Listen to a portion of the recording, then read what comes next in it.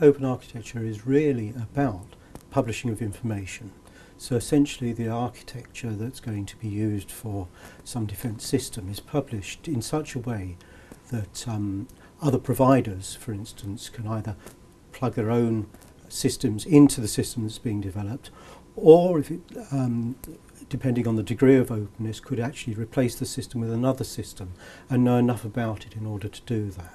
Systems of systems essentially means that it's the interaction of systems that may have been managed and built independently of each other, not necessarily in some cases designed to actually work together.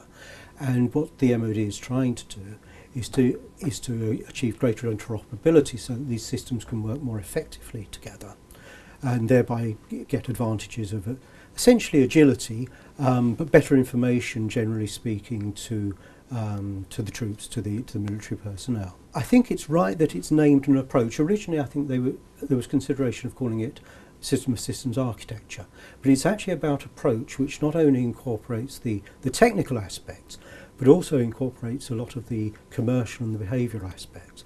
And that's actually a key element of the systems of systems approach. It's really about changing the basis on which defence systems are procured and managed. I don't think it's only true that it's worrying for the very large primes. In fact, I think for primes it may be less concerning, because generally speaking they work on a large volume and fairly low margins actually. And indeed they may benefit from openness in being able to manage their supply chain more effectively.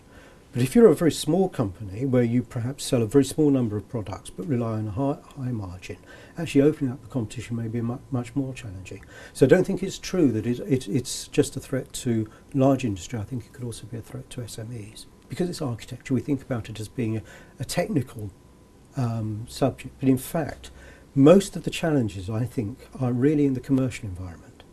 In terms of being able to specify the data and information and the architectural artifacts, although it's complex, it's actually quite doable.